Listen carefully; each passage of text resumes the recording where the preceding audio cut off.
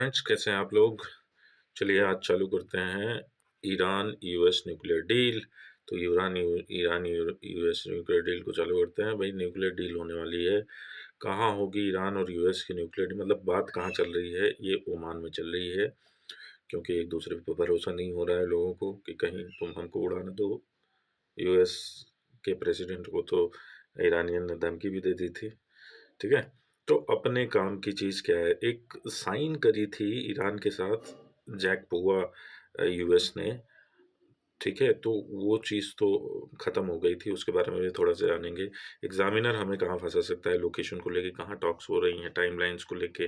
ठीक है, नई लीडरशिप्स को लेके और ईरान की रेड लाइन को लेके सारे काम हो सकते हैं। तो हम ट्रैप कहाँ पे हो सकता है, पीवाईक्यू से रिलेटेड हम, जैसे कि ट्रैप यूपीएससी पूछता है, तो ट्रैप क्या क्या हो सकता है।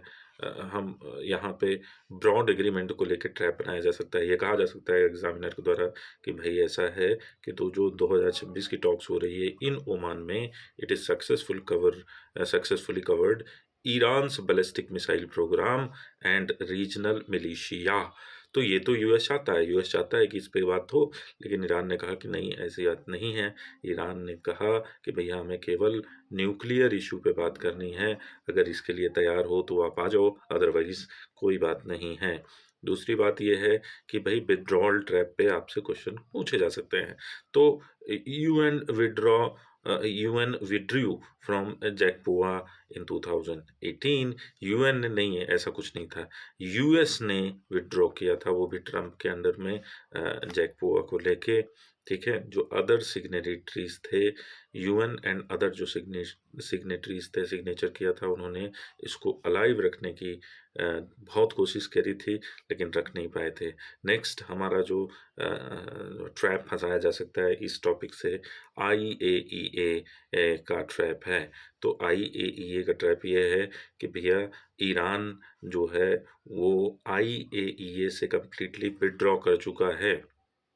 ठीक है, तो जो इंटरनेशनल एटॉमिक एनर्जी एजेंसी है, इससे ईरान ने विड्रॉ कर लिया है, ऐसा कुछ कहा जा सकता है आपसे। नहीं, ऐसा कुछ नहीं है। 2025 में सिर्फ इतना हुआ कि ईरान ने कहा कि भैया हम सस्पेंड कर रहे हैं कोऑपरेशन को।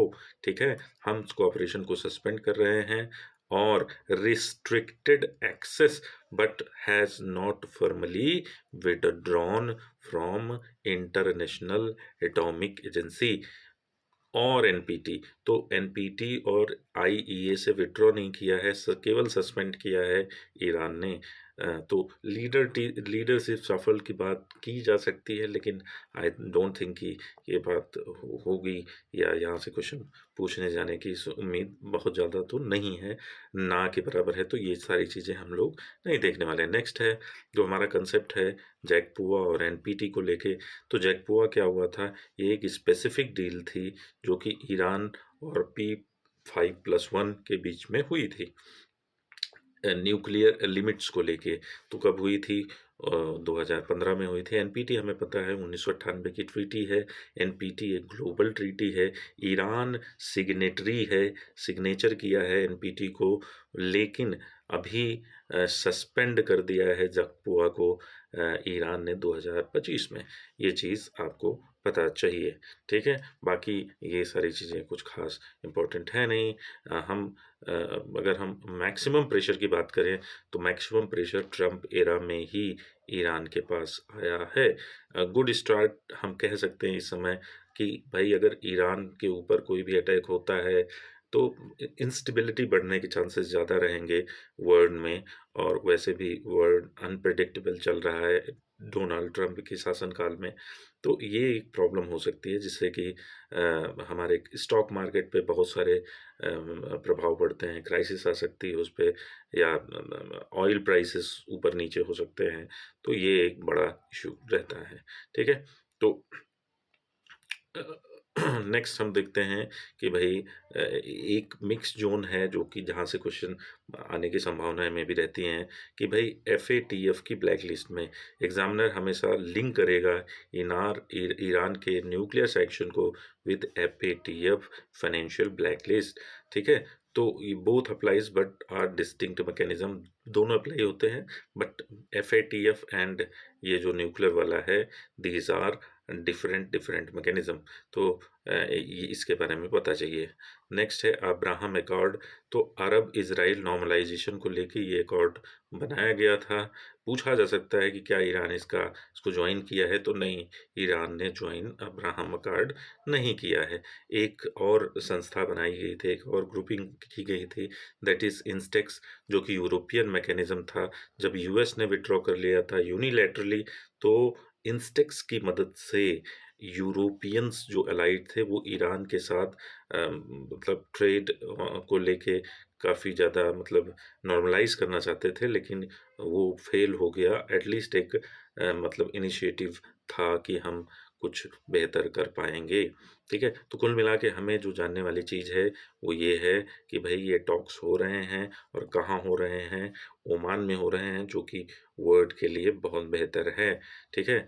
जिसमें की प्लेयर ईरान के फाइनेंस मिनिस्टर अरागची और जो प्रेसिडेंट हैं वो हैं, और यूएस के जो तरफ से कई ऑफिशियल्स हैं। नेक्स्ट वी हैव कि भई ये कॉन्टेक्स्ट अगर हम देखें तो 2025 पोस्ट इज़राइल अटैक जब किया, ठीक है? ईरान में ब्लास्ट वगैरह हुए, ईरान में अनरेस्ट हुआ अभी हाल ही में, तो उसके बाद ये पॉजिटिव हमें साइन देखने को मिल रहा है, ठीक है? हिस्टोरिकल अगर जाएँ तो जैकपोवा 2015 में इसको साइन किया गया था, लेकिन यूएस ने 2018 में अंडर डोनाल्ड ट्रंप ये विथड्रॉ कर लिया गया था। स्टेटस क्या है? आईएईए को लेके ईरान ने अभी इसको सस्पेंड मोड में डाल रखा है, ठीक है? तो कुल मिला के हमारे लिए कहानी यही थी। हमने देखा ईरान यूएस टॉक्स, जो कि अभी इनिशियल फेज़ में है। अगर इस पे कोई भी अपडेट आती है तो हम उसको ज़रूर लेके आएँगे। Thank you very much.